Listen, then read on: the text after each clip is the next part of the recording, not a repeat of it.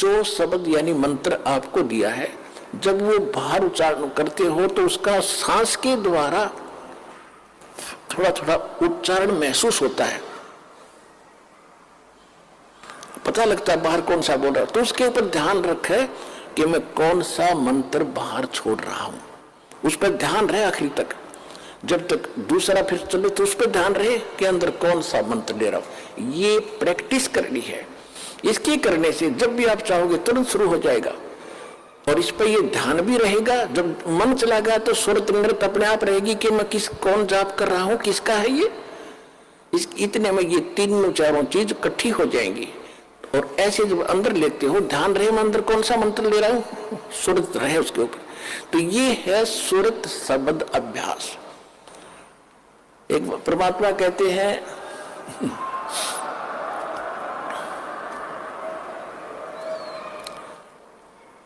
एक डाल पर दो पक्षी बैठे, एक गुरु एक चेला रे, चेला तो चंचल है भाई, गुरु निरंतर खेला रे। फिर परमात्मा उत्तर देते हैं कि इस पद का वो भेद बताओ, कौन गुरु कौन चेला रे। और फिर आपे उत्तर दे रहे हैं, कह कबीर सुनो भाई साधो, शब्द गुरु चित चेला रे, शब्द गुरु चित चेला रे। आप उत्तर दे रहे हैं कि कौन है गुरु कौन है चेला। एक डाल पर दो पक्षी बैठे, एक गुरु एक चेला रे। यानी इस पर शरीर के अंदर आत्मा भी है, मन भी है।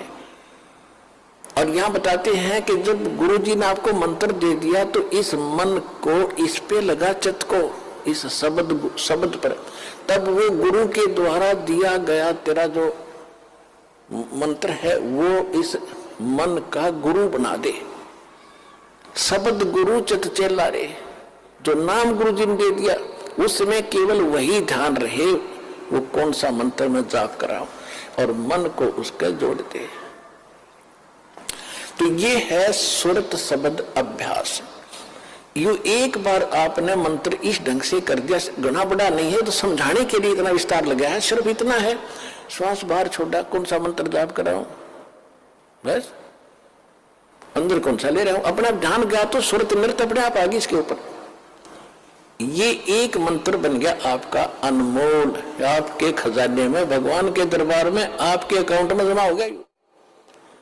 इसकी कितनी कीमत है, और आप तो दिन में पता नहीं 1000 करोड़ 2000 करोड़ 500 करोड़ लगे ही रहते हो। और कितनी कीमत हो जाएगी आपके पास, कितना धन होगा उस मालिक के दरबार में जाने का। कहते सत्य नाम, उसे वाणी में गरीबदास जी ने स्पष्ट नाम लिखा है। मैं तो वैसे इसलिए कोड वर्ड में बताया करता था कि कई बार हम अनजान व्यक्ति आ जाते हैं, वो सुन लेने से भी कोई लाभ नहीं होगा, विधि से बात बनेगी, अरदास से लेने के बाद ही इसका बात बनेगी।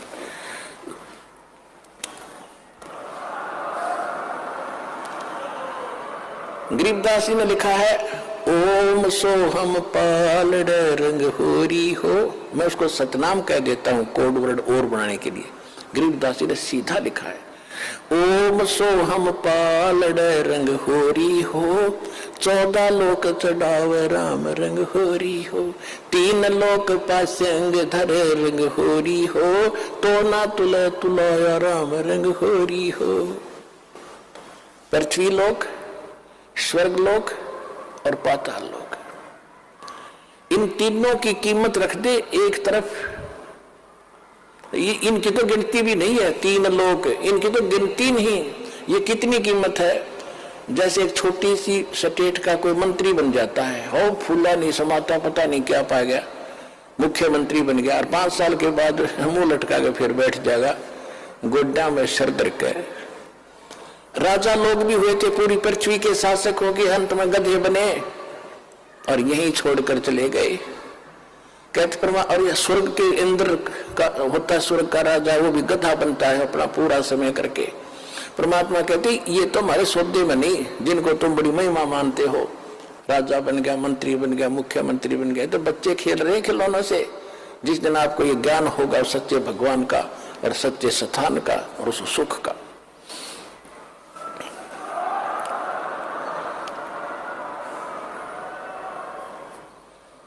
तो क्या बताते हैं परमात्मा के 14 लोक चढ़ावे, विष्णु का लोक, शिव जी का लोक, विष्णु जी का लोक, शंकर जी का लोक, दुर्गा का लोक, धर्मराज का लोक, ब्रह्मलोक के अंदर वहां जो काल का स्थान है, और ये 88,000 खेड़े उसमें, और गोलोक वगैरह, ये 14 लोक बनते हैं। कहते इन 14 लोक की कीमत रख दे, यानी पूरे ब्रह्मांड में रख दे एक तरफ, और ये 3 लोक पृथ्वी स्वर्ग पाताल, ये तो पासंग, इनका ये तो सौदे में नहीं, इतनी कीमत है इसे एक मंत्र की। पासंग किसे कहते थे? क्योंकि आजकल बच्चे उस व्यवहार से निकल चुके हैं।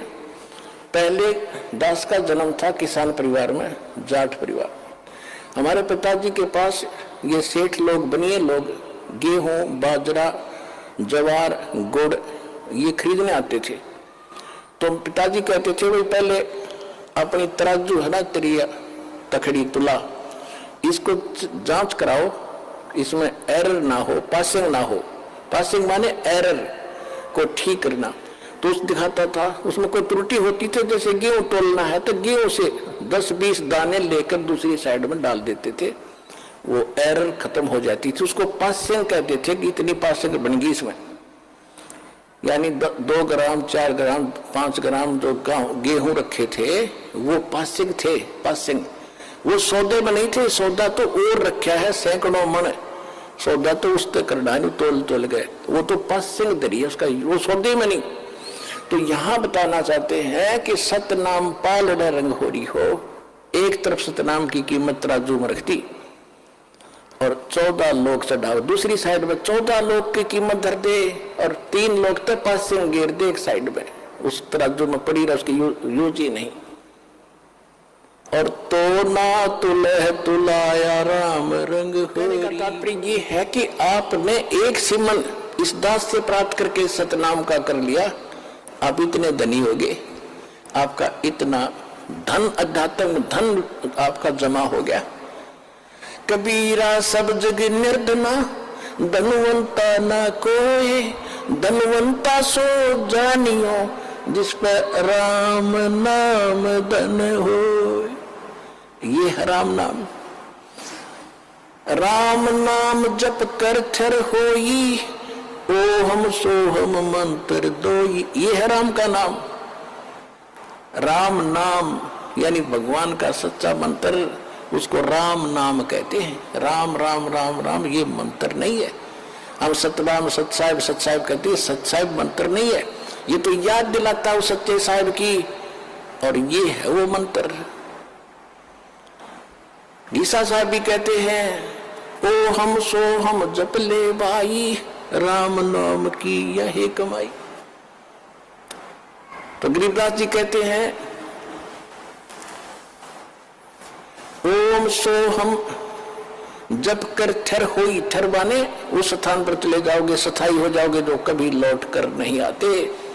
और ओम सोहम मंत्र राम ना, ओम सोहम मंत्र दोई, ओम सोहम मंत्र दोई, यही 2 मंत्र हैं। राम नाम जप कर थर होई, ये है राम का नाम जो जाप करना है। ये विधि तत्वदर्शी संत के पास, और उसे लेकर ही जाप किया जाएगा उस विधि से, तब इसका पुण्य मिलता है। इतना कीमत तब मिलती है इसकी।